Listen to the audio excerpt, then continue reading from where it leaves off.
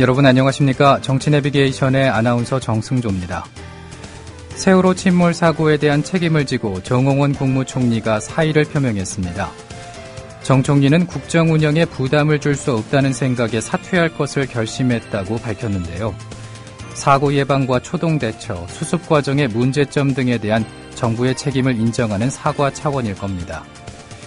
하지만 수색 구조 작업이 진행 중이고 아직 바닷속에 남아있을 100명이 넘는 학생들의 생사를 모르는 상황에서 이 같은 사의 표명은 무책임하다는 지적을 피하기 어려워 보입니다.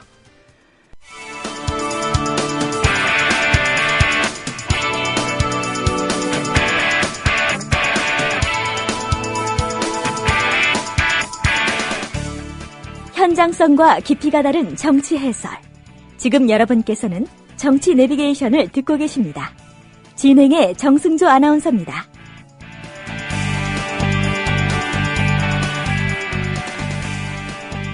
계속해서 정가레이더 시간입니다. 정홍원 국무총리가 어제 긴급 기자회견을 열고 사의를 표명했습니다. 세월호 참사에 책임을 지고 사퇴를 하겠다는 건데요. 이에 대해서 야당은 홀로 사퇴는 무책임하다면서 박 대통령이 사과해야 한다는 주장을 내세우고 있습니다. 박상철 경기대 정치전문대학원 교수와 함께 알아보죠. 안녕하십니까? 네, 안녕하세요. 네, 정홍원 총리가 사의를 표명했습니다. 네, 어떻게 보십니까? 일단 사의를 표명했고 청와대에서도 이제 사의는 받아들이되 이제 사표는 이제 사퇴 수습 후에 이제 받아들이겠다라고 이제 정리를 했습니다만은 네. 일단 상징적으로 볼 때는 이번 사건이 정부에서 어떤 전방위적으로 무한 책임을 져야 된다라는 것 때문에 이제 총리 사퇴의 배경이 될 수가 있다고 보는데요. 또 한편으로는 지금 그 세월호 사건이 안타깝지만은 이제는 그 본격적인 수습 단계에 들어섰다. 뭐 그런 차원에서 어떤 변곡점이라고 볼 수 있겠죠. 예. 또 총리 사퇴 문제가 과연 그 시적절했냐는 그 따로 논란이 있습니다만은 일단 정부에서는 총체적인 그 무한 책임으로서 그 표명을 한 걸 받아들여야 되겠죠. 새정치민주연합의 안철수 김한길 대표는 이 정 총리 사의 표명에 대해서 무책임한 처사다 이렇게 비판을 하고 있는데 교수님께서는 적당한 때 이 적절한 처신이라고 보십니까? 어떻게 생각하시나요? 저는 이제 그 우리나라 그 국무총리의 그 상징과 역할에 대해서 재검토를 해봐야 되는데요. 예. 이번 같은 경우도 워낙에 이제 민심이 안 좋기 때문에 어떤 새로운 뭔가 책임을 져야 될 사람을 대상을 찾는데 이제 국무총리를 이제 선택을 했던 것 같아요. 그러나 지금 상황은 어떤 그 행정과 정치를 분리할 정도로 그런 상황이 아니고 예. 총리 사퇴로서 이 사태는 수습될 문제는 아니다. 어쩌면은 우리 누가 봐도 총리는 이제 정부의 어떤 실무적인 총책임자이기 때문에 본격적으로 이 사건 사태를 수습하고 대체를 해야 될 그 입장에 있는 총리를 사퇴시킨 것은 어쩌면은 어떤 민심의 어떤 흐름을 제대로 잘 못 보고 있는 그런 상황이라 보고요. 예. 그래서 지금 야당에서 이제 그런 주장은 저는 맞다고 봐요. 대통령이 책임을 져야 된다 하는데 정치권에서도 이제 무한 책임을 지려면은 이건 전형적인 그 국정조사의 대상이기 때문에 지금 뭐 총리가 나서고 뭐 사퇴하고 이렇게 사태를 수습할 국면은 아니다. 뭐 이게 지금 정치권은 물론이고 청와대에서도 이 사건에 대해서는 그런 인식을 좀 해야 될 좀 문제라고 봅니다. 예. 그런데 이 정홍원 총리는 새정치민주연합 안철수 김한길 대표의 기자회견이 예정돼 있던 11시보다 그 1시간 앞서서 기자회견을 열고 사의를 표명했단 말입니다. 그렇죠. 네, 이 부분은 어떻게 보십니까? 이것도 뭐 이야기가 말이 많죠. 예. 지금 국무총리 사퇴는 상당히 좀 예견돼 있었던 사안인데요. 그 시점을 언제 하느냐. 보통 이제 중요한 이제 사건은 이제 뭐 지금 언론 뭐 관계상 이제 일요일 날 하는 건 사실이에요. 그러나 야권에서 이제 11시에 그 기자회견을 하겠다라는 것을 하고 시간을 맞춰가지고 10시에 국무총리가 사퇴하고 있는 것은 국무총리가 사퇴 표명은 이미 예견돼 있지만은 예. 정치적으로 좀 그 정치 쟁점화, 야당의 목소리를 잠재우기 위한 그 시간을 정한 게 아니냐라는 것 때문에 예. 예를 들어서 그런 의도가 있으면 상당히 좀 그 아쉽고 유감스럽지만은 서로 10시에 불가피하게 할 수밖에 없다 할지라도 야권에서 11시 한다면은 그 시간대를 오히려 그 뒤로 미뤄줬던 것도 좋았지 않느냐. 그래서 예. 이것은 뭐 사실관계를 두고 봐야 되겠지만은 어쩌면은 좀 정치권이 이렇게 좀 인위적으로 정치적으로 좀 활동 나는 모양새는 상당히 보기 안 좋습니다. 예. 그 야당 대표들의 정부 책임론에 앞서서 사의를 표명한 것이다. 이렇게 보시는군요. 네, 예. 예. 근데 이 정 총리의 사의 표명에는 박심이 작용한 것일까? 이 청와대와의 사전 조율이 있었다. 뭐 이런 얘기도 들리는데 어떻게 보십니까? 이건 사전 조율은 충분히 있을 수밖에 없고요. 국무총리 또 성격상 뭐 나홀로 결정을 내릴 분은 아니고요. 청와대는 사전에 이야기를 했을 것이고, 그 청와대에서는 이렇게 생각한 것 같습니다. 이 사건이 상당히 큰 사건이다라고 생각을 하고, 예. 일단 해수부라든가 각 부처 장관 정도가 나서서 사태를 수습할 건 아니고 국무총리가 나서야 된다까지는 생각하고 있는 것 같아요. 즉 그것은 또 역으로 무엇을 이야기하냐면은 이 사건의 어떤 책임에서 대통령까지 그 연결되는 것은 차단하자. 예. 라는 식의 어떤 생각이 국무총리 사태 카드를 너무 일찍 만진 게 아닌가.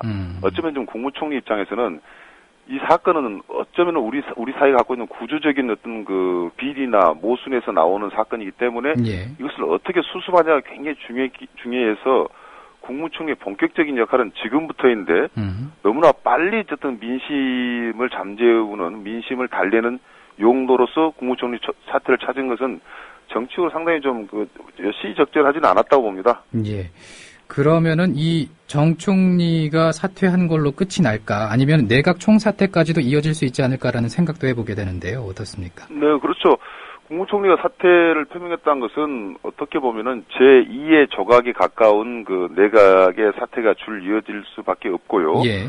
특히 이번에 사건 그 진행 과정에서 보면은 뭐 정부 각 부처 어느 하나 그 칭찬할 대목이 없는 부분 이거 국민들이 다 봐왔지 않습니까? 예. 그리고 이것이 세월호 사건의 문제가 아니라 어쩌면은 박근혜 정부의 어떤 그 모든 국정 운영에 있어서의 여러 가지 그 난맥상을 보여줬기 때문에 이제 국무총리 사퇴는 이 사건의 사퇴 수순만이 아니라 앞으로 박근혜 정부의 향후 전국 운영을 대폭 바꿔야 되는 그러한 것을 이제 상징한다고 봐야 되겠죠. 예. 그런 상징성이 있는데 그 정치권에서는 어떤 반응을 보이고 있는지 한번 알아보겠습니다. 그 국무총리 사퇴에 대한 새누리당의 반응은 어떻습니까? 일단 새누리당은 이제 사퇴는 불가피하다라고 이제 멘트를 했죠. 예. 그래서 그럼에도 불구하고 뭐 사퇴를 수습하자라고 이야기를 하고 있습니다만은 지금 집권 여당인 새누리당의 입장에서는 이제 국회가 열리고 있지 않습니까? 그래서 이 국회에서 이러한 그 세월호 사건과 관련돼서 정치 쟁점화된 것을 사전에 차단해야 된다라는 차원에서는 국무총리 사퇴는 시적절했다. 뭐 그런 반응이 지금 새누리당의 반응 같습니다. 예. 그렇다면은 새정치민주연합은 총리 사퇴가 무책임한 일이다 이렇게 비판을 하고 있어요. 그렇죠. 지금 그 세월호 사건이라는 것은 어떤 민심의 돌풍이 일어날 수 있는 그런 여러 가지 그 면이 많은데도 불구하고 국무총리가 나서서 막는다. 이것은 뭐 손으로 뭐 얼굴 가린 거에 불과하다. 그래서 야당의 예. 입장에서도 이번 사건은 여당만 아니라 야당도 무한 책임을 가지고 있다라고 이야기하기 때문에 예. 지금 그 야당인 그 새정치민주연합에서는 총리의 사퇴라는 것은 일종의 대통령이 그 책임에서 벗어나기 위한 그런 그 모습에 불과하다라는 그 비판하고 있는 입장이라고 봐야 되겠죠. 네. 국면 전환용이다라는 얘기를 하고 있더라고요. 그렇죠. 이제 국면 전환용, 아까도 이야기를 했습니다만, 이제 국무총리가 실질적인 권한이 없는 그런 자리다라는 것을 많은 국민들이 인정을 하고 있잖아요. 예. 그래서 그러한 어떤 인물이 그 재산감으로서 국민들에 보여주느냐, 정치적 상징적인 의미가 상당히 큰데요. 이번 같은 경우도 정홍원 총리 사태가 어쩌면 국민들이 분노를 일으켰던 것에 대해서 그것을 받아들이는 국민을 전환하는 용도로서 과연 충분할까? 이번에 과연 국무총리 책임이 무엇이 있느냐라고 물어보면 국민들은 국무총리를 타당하고 있지 않거든요. 즉 대통령이 이 사건의 전면에 나서서 예. 정치적이든 행정적이든 모든 것을 감수해야 되는데 국무총리가 정치적으로 민심을 다독일 수 있는 자리는 아니지 않습니까? 그래서 이 카드는 국민 전환용으로 활용을 하려고 했지만은 그 효과는 미비할 수밖에 없다. 뭐 이렇게 보여집니다. 네.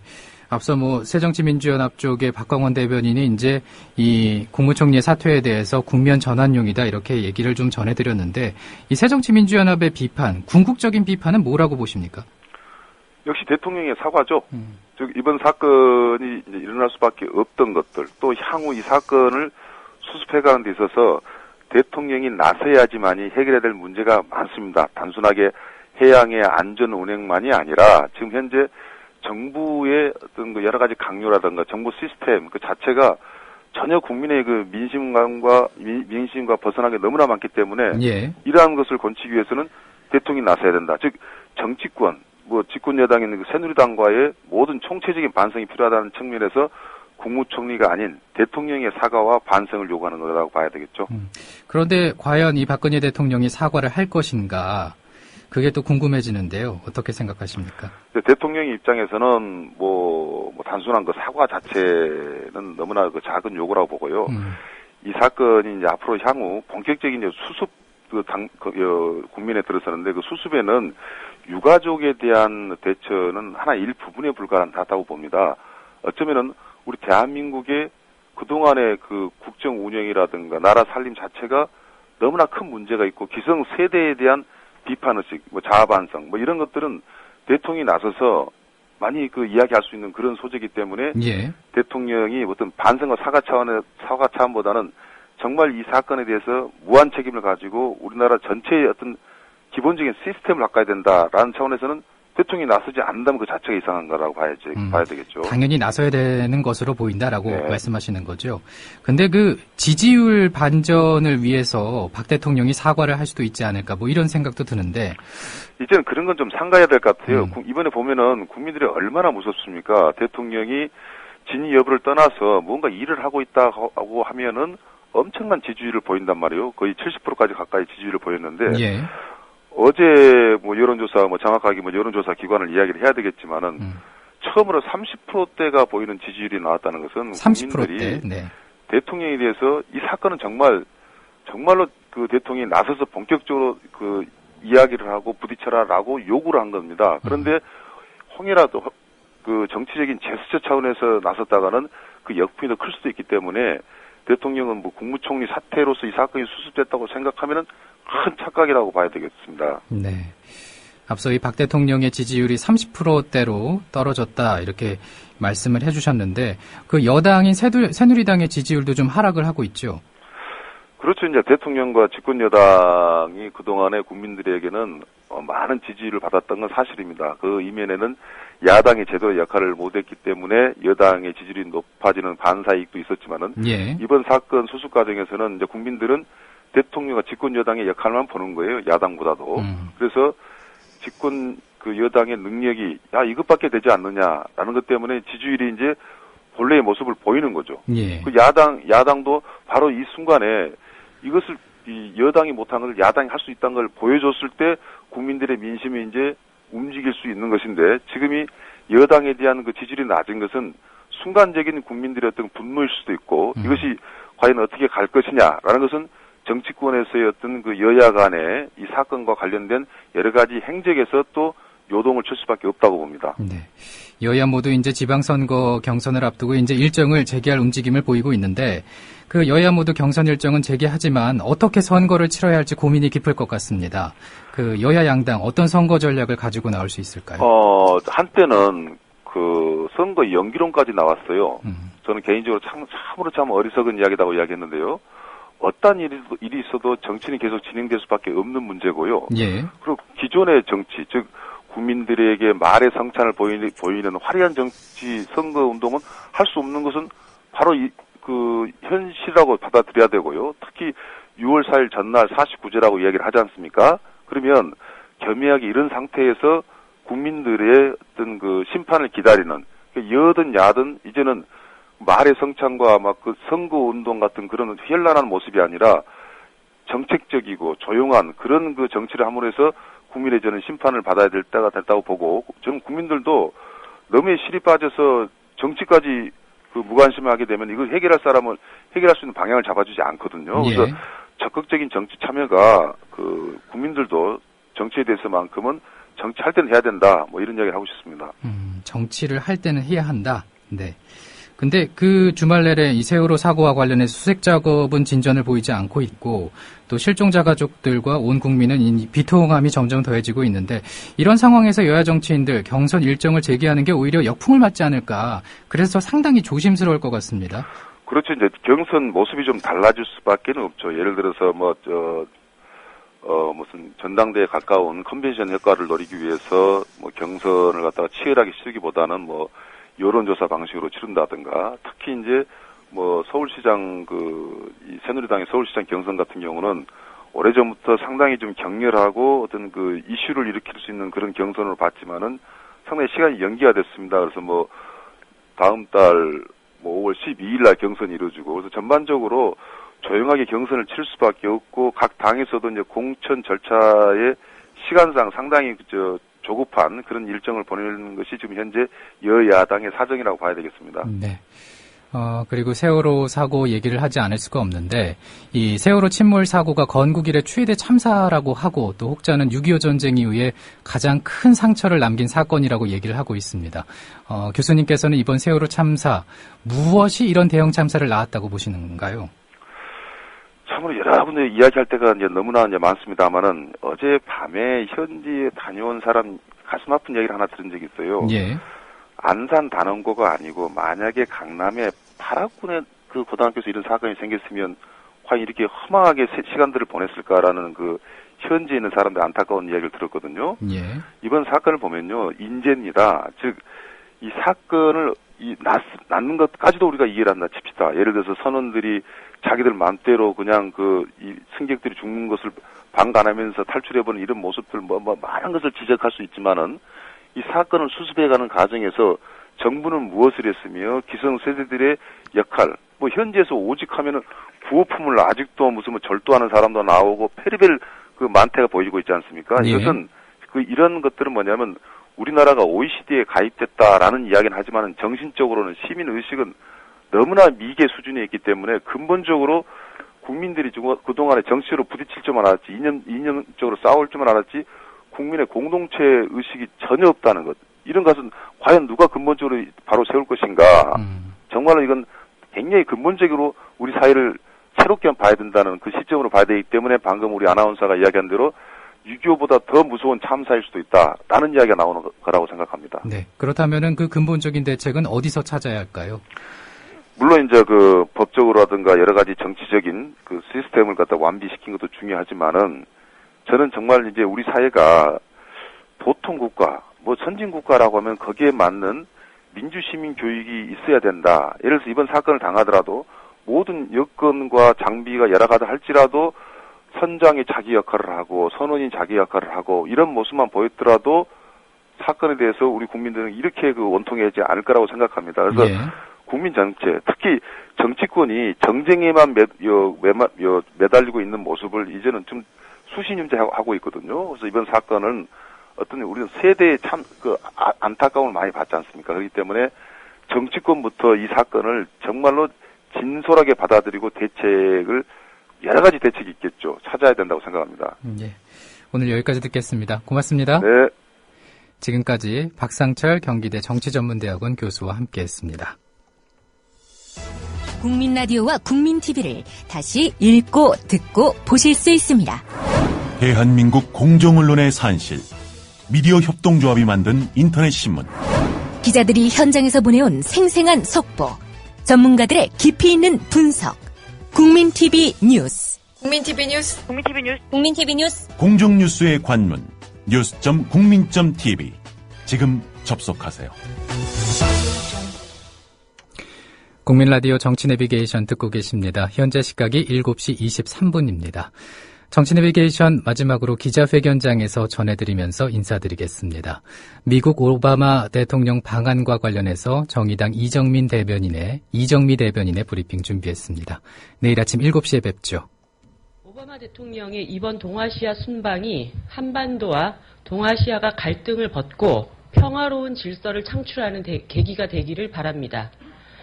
그런 점에서 이번 방안이 미국의 입장을 일방적으로 전달하거나 지난 핵 안보 정상회의처럼 한일 관계에 어색한 중재가 반복되지 않기를 바랍니다. 그런데 오바마 대통령은 방일 기간, 집단적 자위권 행사 추진 등 군사적 역할을 확대하려는 아베 정권을 부추기고 중일 간의 첨예한 갈등의 대상인 센카쿠 열도가 미일 안보 조약상의 수호 대상이라고 천명했습니다. 중국은 즉각 이에 강력히 반발했습니다. 이래서야 동아시아와 미중 간의 평화에 기초한 공동 번영이 가능하겠습니까? 야